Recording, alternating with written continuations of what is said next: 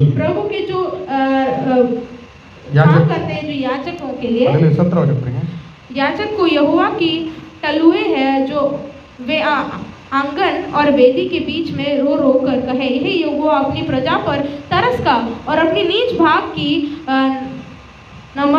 नमधराई न होने न अन्य जातियों उसके उपमा देने पाए, जाति जाति के लिए आपस में क्या कहने पाए कि उसकी परमेश्वर कहाँ है।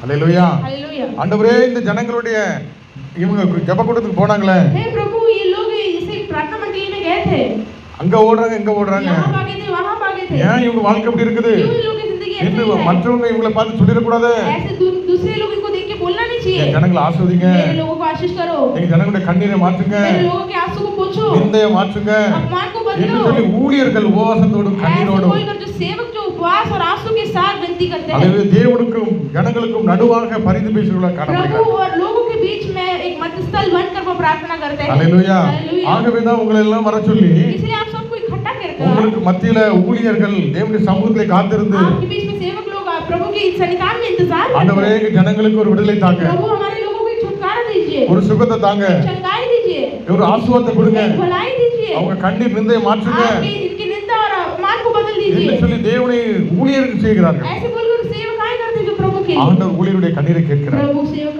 के आंसू को देखता है। हालेलुया. हालेलुया। அவருடைய ஜெபத்தை கேட்டு நிந்தையை மாற்றுகிறார். उनकी प्रार्थना सुनकर उनकी निंदा बदलता அவருடைய है, தலையை நிமிர செய்கிறார். उनके सिर ऊंचा उठाता है। हालेलुया. हालेलुया। அப்பொழுது तब 18ஆம் வசனம் 18ஆம் வசனம் 18 वचन पढ़ेंगे हम। கர்த்தர் தமது तब यहोवा ने अपने தேசத்துக்காக देश வைராக்கியம் के கொண்டு विषय जलन होकर தமது ஜனத்தை और கடாட்சிப்பார். उसने अपनी प्रजा पर तरस खाया। हालेलुया. हालेलुया। எப்பொழுது कब खाया? தேவனுடைய மனுஷன் ஊழியக்காரர்கள் திறப்புல நின்று ஜெபிக்கும் जब பொழுது. प्रभु के सेवक मध्यस्थल में प्रार्थना करते हैं आपके लिए। हालेलुया. हालेलुया। மோசே பார்த்து ஆண்டவர் சொல்றாரு, मूसा को देखिए प्रभु कहता है, இந்த ஜனங்களை எடுத்துட்டு நான் வேற ஜனங்களை தாரப்பான்னு इस சொல்றாரு. दुनिया को इस लोगों को बेचकर मैं तुम्हें दूसरा लोग देता हूँ। हालेलुया. ஏன்னா இவங்க வணங்கா காலத்துல क्योंकि இருக்கிறது. ये लोग कभी झुकते ही नहीं है लोग। हालेलुया. இவங்க அவருடைய வார்த்தையை கீழ்ப்படிய மாட்டாங்க. तेरे वचन के आज्ञा पालन नहीं करते हैं। हालेलुया. அப்படி ஆண்டவர் சொல்லும்போது ऐसे जब परमेश्वर कहता மோசே है, தேவனுக்கும் ஜனங்களுக்கும் நடுவுல எப்படி ஜெபிச்சான்? मूसा परमेश्वर और लोगों के बीच में कैसा खड़ा होकर प्रार्थना ஆண்டவரே किया? இந்த பிள்ளைகளை நீங்க அழிப்பேன்னு சொன்னா, प्रभु इस लोगों का यदि आप ஜீவ नाश புத்தகத்துல என் करोगे, பேரை கிறுக்கி போடுங்க जीवन के पुस्तक में मेरे नाम को निकाल दीजिए। என்று சொல்லி